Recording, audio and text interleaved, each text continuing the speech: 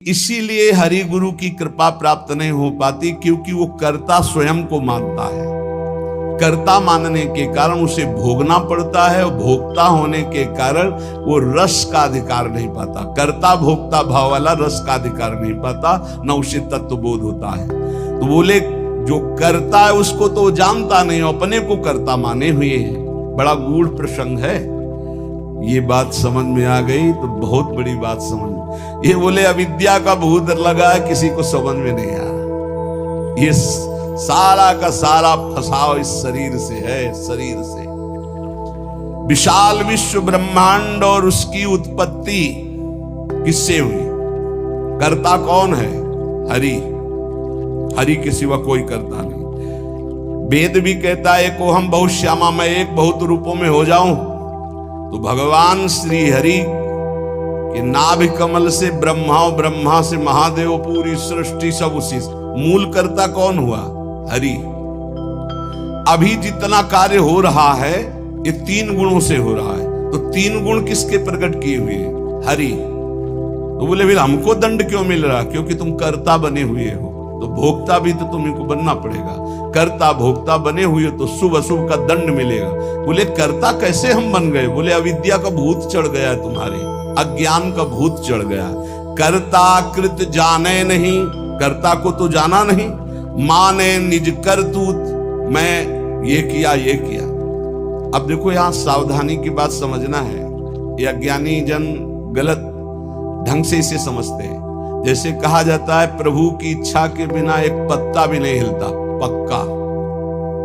लेकिन जिसकी ये स्थिति होती है, प्रभु की इच्छा में अपनी इच्छा मिला देता है, उससे कभी पाप होते ही नहीं, क्योंकि पाप होते इच्छा से। जिसकी अपनी इच्छा है और अपना भोग है, उसको नरक और स्वर्ग भोगना पड़ेगा। वो केवल बातों से कहता है, उसकी स्थिति है कर्तृत्व और भोक्तृत्व भाव से। जब तक अहंकार है तब तक पापाचरण होता है, और जब अहंकार समर्पित हो जाता है तो उसका शरीर यंत्रवत वही चेष्टाएं करता है जिससे जगत मंगल होता है। वो कहते हैं कि कर्ता श्री हरि। अभी आप कहोगे कर्ता श्री हरि, तो आप तीन गुणों से प्रभावित होकर अहंकार में पापाचरण करोगे और कहोगे कि भगवान की इच्छा से हुआ। तो भगवान की इच्छा से नरक भी बना है, बड़े बड़े दुख भी बने, वो तुम्हें भोगना पड़ेगा। अगर समस्त दुख और सुख दोनों से ऊपर उठकर परमानंद में निमग्न होना है तो बोले कर्ता को जानो। एक कल संत भगवान प्रश्न कर रहे थे कि एकांत में तो ठीक है, लेकिन जब व्यवहार में उतरते हैं तो राग द्वेष हो जाता है। क्यों? क्योंकि तुम व्यवहार में क्रिया देखते हो, कर्ता नहीं देखते, कारण नहीं देखते। अगर कारण को देखो तो कारण श्री हरिवंश भनम। क्रिया को देखोगे तो अनुकूल हुई तो राग हो जाएगा, प्रतिकूल हुई तो दोष हो जाएगा। अगर कारण को देखोगे तो सब में पावर श्री भगवान कारण, राग द्वेष होगा ही नहीं। भगवत ऋषि जी कहते हैं औरों की तो बात जाने दो, लगे हो अविद्या भूत काहे द्विज रक्षा करी हो। समीप में बैठे हैं अर्जुन जी के भगवान श्री कृष्ण। एक ब्राह्मण आता है और श्री भगवान के सामने वो कहता है, प्रभु प्रभु अभी अभी मेरा पुत्र प्रकट हुआ और पधार गया। द्वारिकापुरी की बात है। प्रभु पैदा होते ही मर गया, ऐसा तो कभी नहीं हुआ कि पुत्र पिता के सामने मर जाए। ये तो धर्म रहित बात है। और अपने बालक को भगवान के सामने से राजमहल के द्वार पर रखता है और विलाप करके बड़ी आतुरता पूर्वक कहता, संदेह नहीं कि इस समय पृथ्वी में ब्रह्म ऋषियों का द्रोह करने वाले लोग पैदा हो गए हैं। धूर्त कृपण पापी लोग बढ़ गए हैं, कर्म दोषी हो गए हैं। इसीलिए ये काल उल्टा चक्र चला रहा है कि पिता के सामने जन्मा हुआ पुत्र मृत्यु को प्राप्त हो रहा है। ये राज हिंसापरायण दुश्शील अजितेंद्री प्रजा को दरिद्री कर रहे हैं, कर ले करके दुख पर दुख प्रजा भोग रही है। इसीलिए हमको सामने महान संकट देखना पड़ा। अधार्मिक राजाओं के होने के कारण मेरा पुत्र मेरे सामने मरा, ऐसा काल व्यतिक्रम है, नहीं होना चाहिए था। इस प्रकार बोलकर चला गया। फिर दूसरा पुत्र हुआ तो फिर मर गया, फिर बोल के चला गया। तीसरा पुत्र पैदा हुआ, फिर मर गया, फिर वैसे ही बोल के चला गया। जब 9वें बालक के मरने पर वो वहां आया तो अर्जुन जी ने कहा, ब्राह्मण सुनो, इस निवास स्थान द्वारिका में ऐसा लगता है कोई धनुषधारी छत्री नहीं है। बार बार तुम यहां रोकर चले जाते और कोई नहीं बोलता कि मैं तुम्हारी रक्षा करूंगा। क्या है ये प्रजा पालन है? अरे जिनके राज्य में कोई ब्रह्म ऋषि दुखी हो जाए धन से, पुत्र से या किसी अन्य कारण से, तो उसका राज्य नष्ट हो जाता है। जहां साधु वैष्णव ब्रह्म ऋषि दुखी हो जाए। मैं समझता हूं इस समय तुम बड़े संकट में हो, बड़े दीन हो रहे हो क्योंकि तुम्हारे पुत्र मर रहे हैं। मैं प्रण करता हूं तुम्हारे पुत्र की रक्षा करूंगा। कर्ता को जाने नहीं, भगवत ऋषि जी कह रहे हैं। अरे उनका जाओ, तुम बात क्या बनाते हो, तुम क्या पूर्ण करोगे? जब ये श्री कृष्ण और बलराम बैठे हैं तो तुम क्या पूर्ण कर लोगे? अर्जुन से कहा तो वो कह रहे हैं, अहम वा अर्जुनो नाम गांडीवम यस्य वै धनुः नाहम संकर्षणो ब्रह्मन् कृष्णः कार्षणेव च अहम वा अर्जुनो नाम गांडीवम यस्य वै धनुः। हे मैं कोई संकर्षण नहीं हूं बलराम जी, और मैं कोई कार्षणी कृष्ण नहीं हूं। मैं गांडीव धनुषधारी अर्जुन, जो बोलता हूं वही करके दिखाता हूं। यहां दो भाव निकलते हैं कि देखो भाई, मैं कोई कृष्ण बलराम तो हूं नहीं, उनका दास हूं। तो भगवान अपने प्रण को चाहे भुला दे, लेकिन दास के प्रण का निर्वाह करते, इसलिए मैं प्रण लेता हूं कि मैं तुम्हारे पुत्र की रक्षा करूंगा। और एक भाव ये होता है कि मैं कोई कृष्ण बलराम नहीं हूं, मैं गांडीव धनुषधारी अर्जुन हूं, जो प्रण लेता हूं उसे पूर्ण करता हूं। ब्राह्मण ने कहा, कैसी बड़बड़ करके बातें कर रहे हो?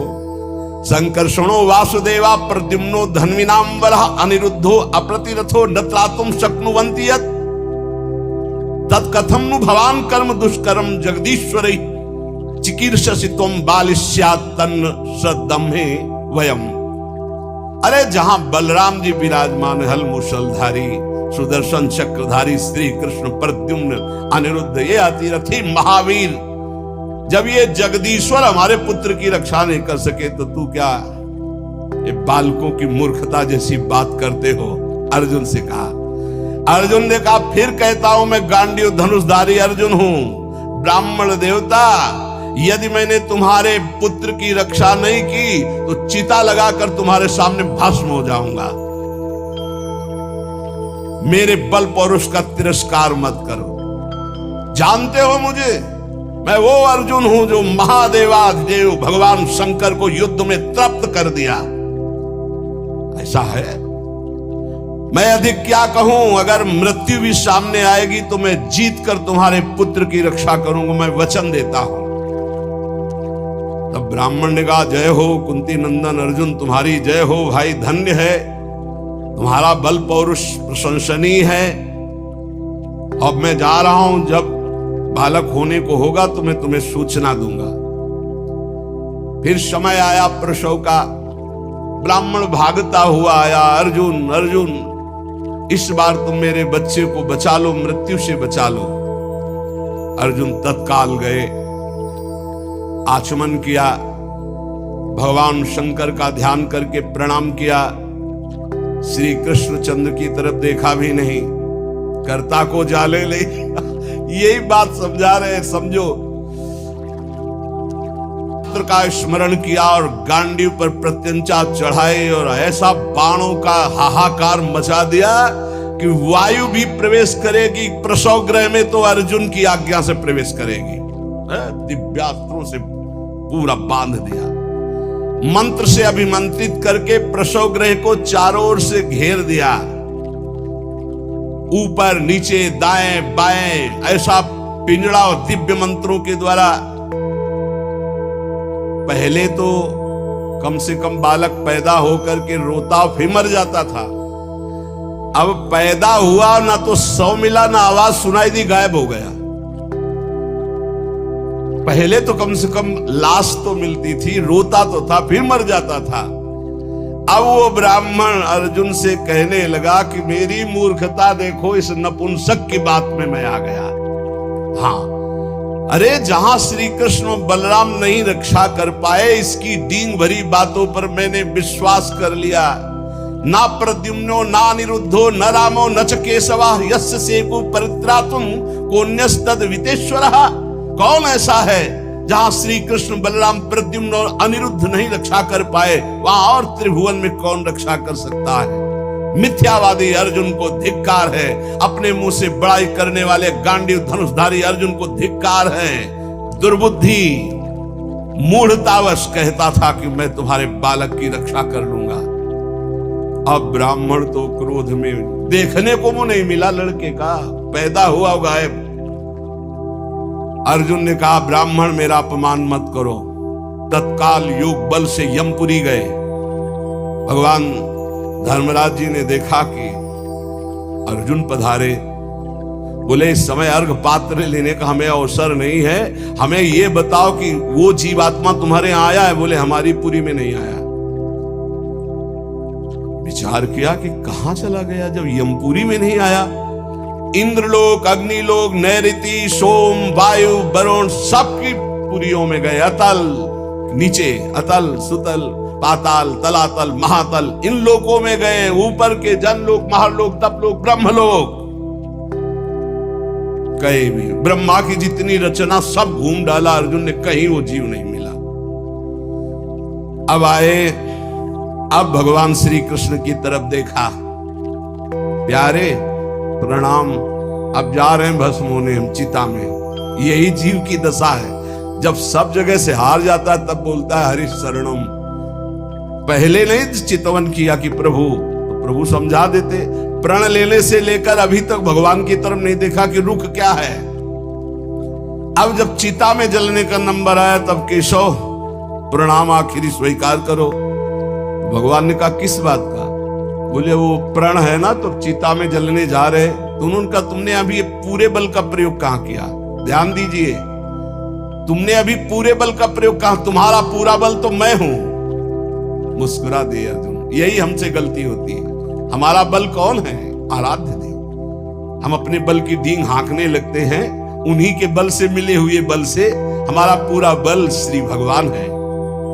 देखो अर्जुन, तुम्हारा बल मैं हूं। जिस समय ये तुम्हारी निंदा कर रहे हैं, यही सब लोग प्रशंसा करेंगे और तुम्हारे यश की कीर्ति की स्थापना होगी। करें करावें आप सब, जने बढ़ाई दे। मान लो, कर्ता को जानो कौन है। सर्वशक्तिमान भगवान जे भी चिंतन किया, भगवान का दिव्य रथ आ गया। भगवान के दिव्य घोड़े, दारुक नाम का सारथी। भगवान ने अर्जुन से कहा बैठो हमारे रथ में। रथ में बैठे। दारुक ने भगवान के नेत्रों की तरफ देखा, इशारा किया, ले चलो। 7 पर्वतों वाले 7 द्वीप, 7 समुद्र, लोकालोक पर्वत, इनको लांघकर घोर अंधकार, इतना अंधकार कि भगवान के दिव्य घोड़े शैव्य, सुग्रीव, मेघपुष्प, बलाहक, मेघपुष्प बलाहक नाम के 4 घोड़े मार्ग नहीं दिखाई दे रहा। तब योगेश्वरों के भी परमेश्वर भगवान श्री कृष्ण ने जब घोड़ों की दशा देखी तो सुदर्शन चक्र का स्मरण किया। हजार हजार सूर्यों जैसा एक साथ तेज प्रकाशित करने वाले भगवान की दिव्य पार्षद सुदर्शन जी आगे चल रहे हैं। घोर अंधकार में सुदर्शन चक्र से ज्योति ऐसी प्रकट हो रही, सब अंधकार नष्ट होता जा रहा, प्रकाश। ऐसे भगवान के सेवक हैं, ऐसे भगवान के दास हैं। सुदर्शन चक्र के द्वारा बतलाए हुए मार्ग से चलकर अंधकार की अंतिम सीमा में पहुंचे। अब अंधकार के पास इतना दिव्य प्रकाश, प्रकाश ही प्रकाश, जैसे घोर अंधकार ऐसे घोर प्रकाश। अब वहां अर्जुन की आंखें चौंधिया गई, विवश हो गए, नेत्र बंद कर लिए, इतना तेज। भगवान वहां भी सामर्थ्य प्रदान करी अर्जुन को और घोड़ों को भी।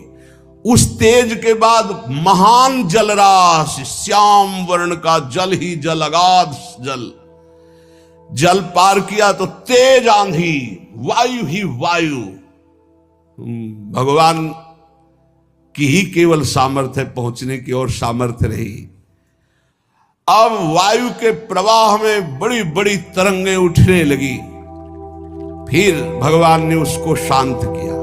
आगे बढ़े तो एक दिव्य महल, और उस महल में मणियां ऐसी चमक रही थी मानो हजार हजार सूर्य एक साथ प्रकाशित हो रहे। भगवान भगवान है, भगवान जैसा कोई नहीं। चारों ओर बड़ी ही उज्जवल ज्योति फैल रही है। देखा अनंत महिमा से युक्त भगवान शेष जी सैया बनाए हुए, और अद्भुत एक एक सिर पे ऐसे मणि चमक रही, ज्योतिर्मय। प्रत्येक फण पर सुंदर सुंदर मणियां जगमगा रही। दो दो नेत्र, बड़े ही भयंकर नेत्र, और शेष भगवान का श्रीअंग कपूर जैसा गोरा है। कैलाश पर्वत के समान श्वेत वर्ण, नीले रंग की जीभ और गला नीला, भयंकर नेत्र, फणों पर मणि चमक रही। अर्जुन ने देखा शेष भगवान की सुखमयी सैया पर सर्वव्यापक महान प्रभावशाली परम पुरुषोत्तम भगवान भूमा पुरुष विराजमान है। अर्जुन बार बार श्री कृष्ण चंद्र जी की तरफ देख रहे हैं। भूमा पुरुष है तो एक ही, ये कहां ले आए? एक तो ये श्री कृष्ण, एक ये श्री कृष्ण, क्योंकि द्वारिकाधीश भी चतुर्भुज रूप और हरि भी चतुर्भुज रूप। शरीर की कांति वर्षाकालीन मेघ के समान श्याम रंग, अत्यंत सुंदर पीतांबर धारण की, मुख पर प्रसन्नता, कमल जैसे नेत्र, बहुमूल्य मणियों जटित मुकुट, कुंडल कांति, घुंघराली अलकावली, लंबी लंबी सुंदर भुजाएं, कौस्तुभ मणि, वक्षा स्थल में श्रीवत्स का चिन्ह, घुटनों तक माला। वही श्रृंगार जैसा द्वारिकाधीश का, वैसा ही प्रभु का श्रृंगार। अर्जुन ने देखा नंद सुनंद जय विजय ये सब पार्षद मूर्तिमान होकर, पुष्टि श्री कीर्ति अजा, ये चारों दिव्य शक्तियां, रिद्धियां निधियां, लोकपाल, ये सब वहां हाथ जोड़े खड़े हैं। और भगवान श्री कृष्ण भी प्रणाम कर रहे हैं। अर्जुन देख रहे कि ये है क्या लीला, अपने आप को अपने आप से वो कह रहे प्रणाम करो, ये अनंत महिमाशाली भूमा पुरुष भगवान है। अर्जुन भयभीत हो गए कि एक तो ये मेरे सखा श्री कृष्ण, दूसरे ये भूमा पुरुष। श्री कृष्ण ने फिर प्रणाम किया और हाथ जोड़कर कहा कि हे भूमा पुरुष, आप कृपा करके आदेश कीजिए। गंभीर वाणी में बोले, हे अर्जुन और हे श्री कृष्ण, तुम दोनों को देखने के लिए मैंने उन पुत्रों का अपहरण किया, मैंने अपने पास मंगाया। तुम मेरे ही अंश से प्रकट हुए हो और धर्म की रक्षा के लिए पृथ्वी पर अवतार ग्रहण किया। पृथ्वी के भार से दैत्यों का संहार कर चुके हो। अब तुम्हें लौटकर हमारे ही स्वरूप में फिर विलीन होना है। तुम पूर्ण काम सर्वश्रेष्ठ हो। जाओ, अभी कुछ कार्य बकाया है, लोक संग्रह के लिए वो कार्य करके पुनः मेरे पास आ जाओ। भगवान श्री कृष्ण भी हाथ जोड़े खड़े, अर्जुन भी खड़े हैं। अति विचित्र भगवंत गति, बड़े बड़े ख्याली। अर्जुन के होश उड़ गए, नए भूमा पुरुष कौन हो गए भाई? ये परम पुरुष तो हमारे सामने खड़े हैं, यही है यही। अगर ये अपने रहस्य को न बतावे तो कोई, इनका एक नाम है अनंत, कोई अंत ही नहीं पा सकता है। अर्जुन और श्री कृष्ण को आदेश किया, सर झुकाकर। अर्जुन देखते जा रहे, सर झुकाकर भगवान कह रहे जो आज्ञा। फिर वो सब बालक वापस कर दिए। उन बालकों के लिए वैसे ही मार्ग से फिर द्वारिका में लौट के आए, और बालक अपनी अपनी आयु के अनुसार बड़े भी हो गए थे। वैसी आकृति रूप क्योंकि पहचान ले, श्री कृष्ण अर्जुन ने उनको समर्पित किया। अर्जुन के आश्चर्य की सीमा न रही। तब उन्होंने अनुभव किया और भगवान से कहा, प्रभु मुझे पता चल गया। बोले क्या? बोले पूरे जगत में जिसके बुद्धि बल, ज्ञान बल, पौरुष बल जो कुछ भी है वो हे श्री कृष्ण केवल आपकी कृपा से है, ये मुझे पता चल गया। यही पता चलना है। इसीलिए रोज सत्संग सुनो। एक बार सुनने से काम नहीं चलेगा। गीता सुनने के बाद क्या कहा था? नष्टो मोहा स्मृति लब्धा, फिर क्या हो गया, फिर मोह। ये हवा है, आंधी है, कभी भी गंदा कर सकती बुद्धि को। देखो अर्जुन जी ने गीता सुनने के बाद कहा था नष्टो मोहा स्मृति लब्ध, फिर मोह हो गया, मोह माने अज्ञान। फिर कहने लगे कि मैं कोई श्री कृष्ण बलराम, आज फिर बोल रहे हैं आप। इसीलिए निरंतर भजन और सत्संग के लिए महापुरुष जन कहते हैं, जिससे हमारी बुद्धि रोज पावन होती रहे। जैसे पोछा लगा दिया सोने लगाने के बाद और दरवाजा खुला छोड़ दिया तो फिर गंदा होने की संभावना। इस समय हर इंद्रियों को शासन में रखते हुए नाम जप करते हुए ये परम पद तब प्राप्त होता है।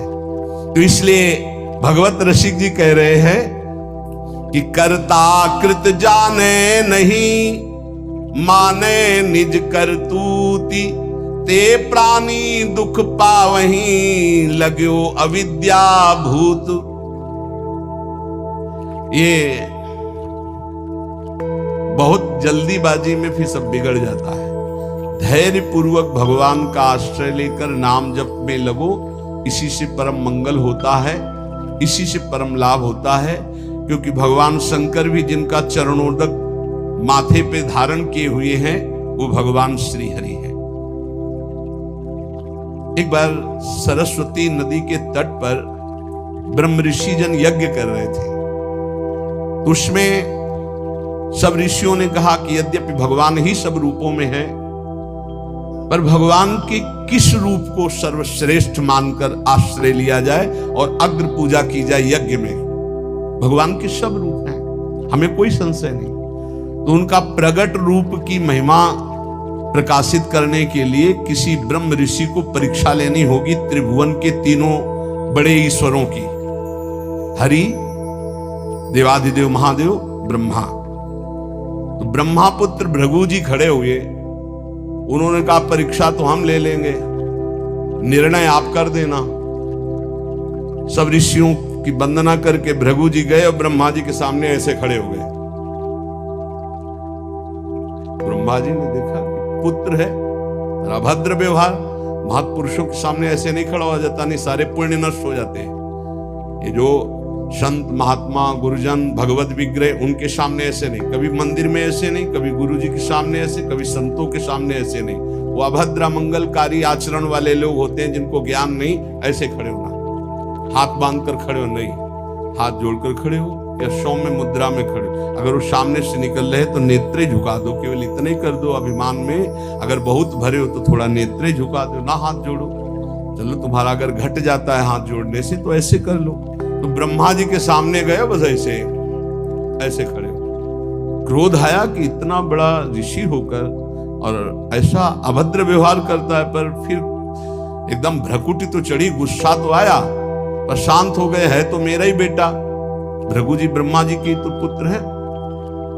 ब्रह्मा जी शांत हुए, भृगु जी कुछ नहीं बोले, चले गए।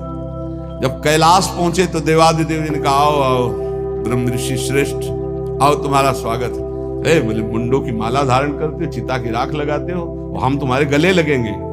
अरे उन्होंने कहा हम तुम्हें ब्रह्म ऋषि मान के स्वागत करें, तुमने ऐसे समझा क्या, उठाया त्रिशूल। भगवान शिव ने कहा तुमने ऐसे समझा क्या कि हम तुम्हारा आदर कर रहे हैं ब्रह्म ऋषि मानकर के, तुम जो है अवहेलना कर रहे हो। आप मुंडों की माला पहनते हो, चिता की भस्म लगाते हो, कहते हो आओ तुम्हारे गले लग जाएंगे। महादेव जी ने उठाया त्रिशूल, रोक, भृगु जी चल दिए वहां से। और भगवान श्री हरि के धाम पहुंचे वैकुंठ में। लक्ष्मी जी चरण चाप रही थी, अर्ध निमीलित नेत्र में परमानंद में डूबे हुए भगवान गए, सीधे एक लात मारी छाती पे। लक्ष्मी जी तो आश्चर्यचकित हो गई, तभी कहा कि भीख मंगाऊंगी ब्राह्मणों, हमारी प्रीतम के लात मारा ना। पहले प्राय ऐसे ब्रह्म ऋषि जन जो होते थे ना, व्यवस्था, वेद के अपार ज्ञानी, तप के महाधनी, भोजन की व्यवस्था। लक्ष्मी जी कहते तुम्हारे पास नहीं आएंगे, हमारे प्रीतम को लात मारा है ना तुम। लक्ष्मी जी तो थोड़ा नाराज हुई और हरि उठ के बैठ गए और चरण दबाने लगे। हाँ, बड़ा कठोर हृदय है हमारा, आपके बड़े कोमल चरण हैं, अगर मुझे पता चलता तो मैं आपके चरणों की अगवानी करता, मुझसे अपराध बन गया कि मैंने अगवानी भी आपके चरणों की, और चरण दबाने लगे। प्रभु जी के नेत्रों में अश्रु आ गए और कहा प्रभु बस यही देखने के लिए हमको सब ब्रह्म ऋषियों ने भेजा था यद्यपि आप ही शिव हो, आप ही ब्रह्मा हो, आप ही चराचर जगत हो, पर प्रभु आपका जो करुणा वर्णालय हरि रूप है यही सर्वाराध्य है। तो कर्ता कृत जाने नहीं, यही बचाते हैं, सबको बचाते हैं। एक बार बृकासुर नाम का एक असुर था, उसने सोचा कोई ऐसा देवता मिले जो जल्दी प्रसन्न हो जाए, हमारी कामना की पूर्ति कर दे। देवर्षि नारद जी मिल गए। नारायण नारायण नारायण। देवर्षि नारद जी एक ऐसे महात्मा है जिनको कोई द्रोह नहीं करता। त्रिभुवन में कंस भी एकांत में बैठाल कर सलाह लेता है, हिरण्यकश्यप भी उठकर आदर करता। कोई भी हो त्रिभुवन में देवर्षि नारद जी से कोई जिसको मिलेंगे बिल्कुल पक्की सलाह बताएंगे। कंस ने स्वागत किया, बैठाला और कुशल मंगल। हाँ प्रभु, पूरा प्रजा राज्य सब कुशल मंगल है। अभी अभी की बात है, वो वसुदेव जी आए थे लड़के को लेकर, हमने वापस कर दिया कि हमें तो 8वां से भय है। नहीं नहीं, गड़बड़ है। कमल उठाया, कहा देखो यहां से गिनो, 1 2 3 4 5 6 7 8 आया ना 8वां। पहला आया ना, कि दूसरे शुरू किया, हर 8वां हो सकता है। उनको लगा कि नारद जी जैसा कृपालु कौन हो सकता है, और नारद जी को लगा ऐसे ये दया करेगा तो भगवान के अवतार में देरी हो जाएगी, क्योंकि 8वें में आना है, और जब तक ये दया करेगा तब तक भगवान विकल नहीं होंगे, इसको क्रूर होना चाहिए, क्योंकि भगवान का अवतार शीघ्र हो। हर कमल की पंखुड़ी को 8वीं बता दिया, हर बेटे को 8वां बता दिया, तुरंत मुलवाया। नारद जी एक ऐसे महात्मा है जिनको सब कोई आदर करता है। बृकासुर ने देखा, साष्टांग दंडवत हुआ, नारायण नारायण। महाराज कोई ऐसा भगवान बताओ जो बहुत जल्दी प्रसन्न हो जाए। बोले वो तो शास्त्रों में प्रसिद्ध है, आशुतोष देवाधिदेव महादेव, उनके आशुतोष, वो ऐसे देवता है वो जल्दी प्रसन्न हो जाते हैं। और कोई सेव संतरा की जरूरत नहीं भाई, देवाधिदेव महादेव देख लो, कोई देवता ऐसा भोग नहीं पाएगा, त्रिभुवन में कोई देवता नहीं ऐसा भोग पाएगा जैसा देवाधिदेव भगवान शिव एक चुल्लू जल में प्रसन्न। ऐसे ऐसे कृपालु हैं कि जो कोई सृष्टि में न स्वीकार करे वो स्वीकार करने के लिए तैयार, उतने में प्रसन्न हो जाते हैं। बोले आशुतोष देवाधिदेव महादेव हैं। और वो सोचा कि मंत्र और ये आराधना हमसे तो बनेगी नहीं, आसुरी प्रवृत्ति है, तो अग्नि को प्रकाशित करके अपने शरीर का मांस नोच नोच करके स्वाहा, भगवान शिव का मंत्र जपता तो स्वाहा। भगवान शिव बड़े कृपालु के, बेकार को ऐसे, हम तो एक चुल्लू जल में प्रसन्न हो जाते हैं, इतनी भगवान शिव प्रसन्न हो गए। कर्ता को जाने नहीं हम ये बता रहे। भगवान शिव ने कहा काहे को तुम इतना कष्ट सह रहे हो, क्या चाहिए तुम्हें? तो माता जी के सहित प्रकट हुए थे। माता जी त्रिपुर सुंदरी, असुर है ना, राक्षस, तो इसकी बुद्धि तो राक्षसी ही रहेगी। भगवान शिव की तरफ देखा, माता जी की तरफ देखा, उसने कहा प्रभु मेरी इच्छा है कि मैं जिसके ऊपर हाथ रख दूं वो भस्म हो जाए।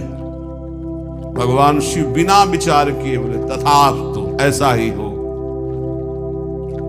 जे ही ऐसा कहा तो उसने सोचा परीक्षा के लिए भगवान शिव के ऊपर हाथ रख के देखे ना, इन्हीं का वरदान इन्हीं को।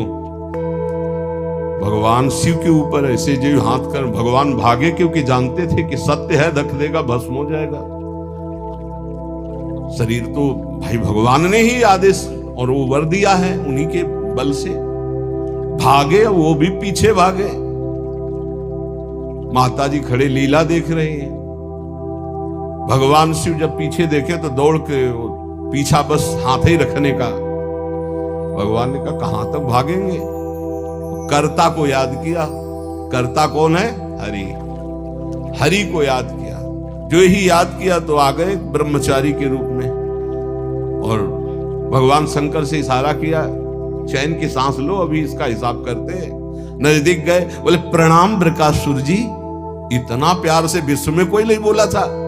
तो असुर प्रणाम बृकासुर, अमृतमय वचन, ऐसा आकर्षण और ऐसे कमल नयन और ऐसी चितवन को खड़ा हो गया। बोले बृकासुर जी यदि आपको मेरे सहयोग की आवश्यकता हो तो सहयोग से बड़े बड़े काम बन जाते हैं, आप क्यों भाग रहे हो इनके पीछे? बोले इनके ऊपर हाथ रखने, तो तुम्हारे हाथ में कुछ है क्या जो रखना चाहते हो? बोले वरदान दिया है शिव जी ने कि जिसके ऊपर हाथ रख दोगे वो भस्म हो जाएगा। अरे बोले अभी तुम्हें विश्वास है? दक्ष ने साप दे दिया था, इनके पास कोई ताकत नहीं रह गई। तुम हाथ रख के अपने ऊपर देखो, अगर झूठा निकलेगा ना तो दोनों मिल करके। हाँ ये बात तो पक्की है। एक सेकंड में हिसाब कर, हरि है हरि। एक सेकंड उसको यह समझ में ले आए कि अगर हाथ रखा सच्ची हुआ तो कौन बताएगा आके इनको। जो ही ऐसे किया सो क्षण में भस्म हो गया, राख हो गया। भगवान शंकर ने बोले प्रभु थोड़ा सोच समझ के वरदान दिया करो, तुम तो ऑर्डर डाली हो, अपनी भी सुरक्षा नहीं देखते। भगवत रसिक जी कह रहे कर्ता कृत जाने नहीं, माने निज करतूती, ते प्राणी दुख पावही, लगो अविद्या भूत, लगो अविद्या भूत कहे द्विज रक्षा करी हो। अर्जुन मेरो नाम नहीं पावक में जरी हो, कर गही श्याम बचाए, बतायो जो शिशु हरता, भगवत रसिक नरेश सकल करतन को करता। इसलिए एकमात्र भगवान की शरण में हो जाओ, जितने कर्म कर रहे हो वो प्रभु को समर्पित कर दो। और रोज एक बार हमारी प्रार्थना है, ये सब याद नहीं कर पाएंगे पर सत्संगी हो इसलिए याद करना, मरना है।